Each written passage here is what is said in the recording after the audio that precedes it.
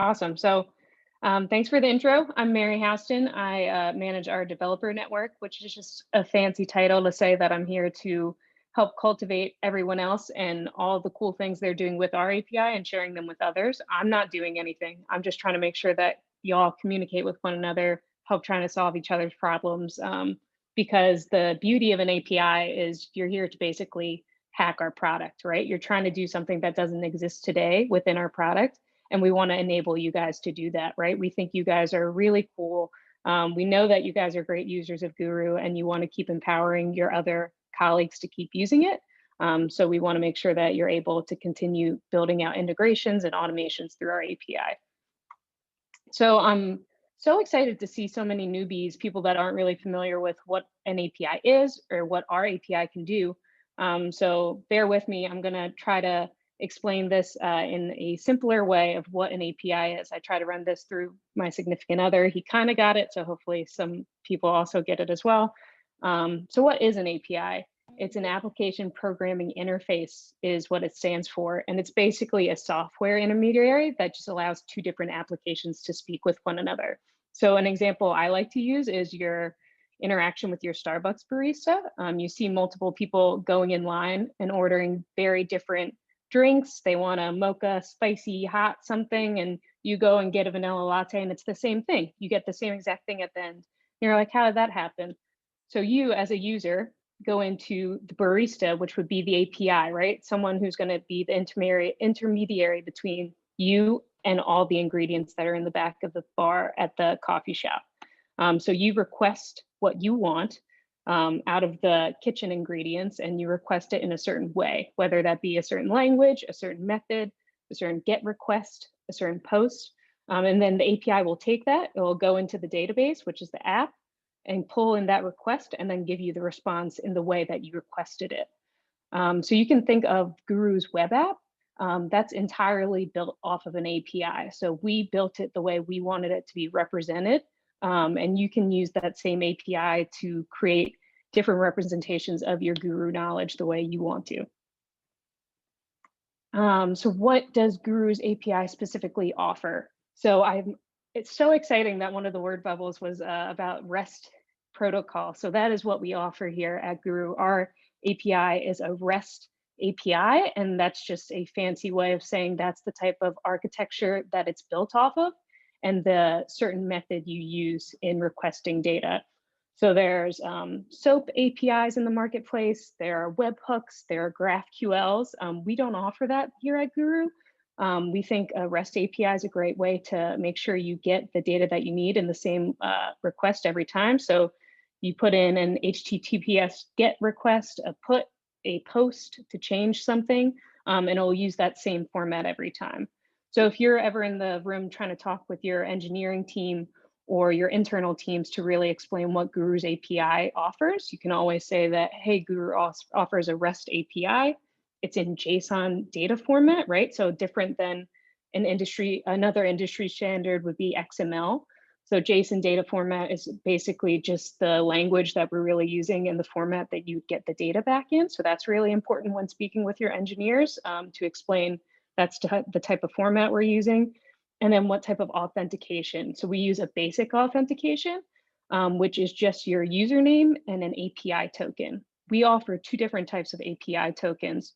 One's a user token, which is based off your user permissions. So say I am a read-only user and I use my API token, I'm not going to be able to write anything. I'm not going to be able to create a card. I'm not going to be able to create a collection because I'm just an author. Versus if I'm an admin, I'll get a lot more access to all of my API, to all of my features. And then we also have a collection token, and you can think of that as the read collection token. So if you are interested in trying to publish a collection externally, either to potentially your intranet or to third-party site, and you don't really care about the user permissions, you just want to show the information within that collection, a collection token would probably be the best way to authenticate and use that type of token. And on the right is a sample request of what it would look like and what you would get to create a card, right? This is the JSON data format and all the information you would need to post to create a card in Guru. think I saw something happening in the chat. Please keep me honest. There might be a polling question That was later. me, Okay, Mary. cool. Okay. So what can you do with Guru's API? So these are three main use cases that we see a lot of the customers using our API as. You can build out custom syncs. So say you already have an external help center and you want all of your information to live in one place. You can build a sync from your external help center into Guru so that people can always search for that external information within Guru. Unified analytics. So this is a big one that people are very interested in getting, especially around how can we create company KPIs or key results based on Guru. So to bring in that analytics to see how many people are creating content, how quickly is your content changing, are people really using it? You can bring in those analytics and manipulate them however you want. And then automated workflows, which is what Nathan is kind of doing, a mix of analytics and automated workflows, which we'll show later, of bringing in Guru knowledge to the place you're working, right? Our methodology at Guru is we want to live where you're working. We want to give you the knowledge you need to do your job where you are. And we've tried to build out as many integrations as we can, but we could always do more. And with our API, we hope that you can build out different workflows where Guru is truly where you live. And in this case, for Nathan, it's Airtable. So that's a typical use case that we see for our API. So ready, start building, you get your API token, you go into the documentation and you start building. Some of the questions that came up though, I kind of wanted to help navigate. A lot of it was around how do you get started? I understand that you have a token, I understand you have documentation, I know I have to talk to my engineers, but how do I really figure out what to use with the API? So a great way to think about the barista comment too is like, okay, I know this data exists in the web app, but it's not the way I want it. I want it in a different way. I want to be able to get it and manipulate it and do something else. That's a great plan to use the API, right? You know that data already exists, but you just want it served up in a slightly different way. So in the example here, my support doggo is asking, I want to be notified when someone comments on my card. Is that possible? A great place to start is to go into our documentation, right?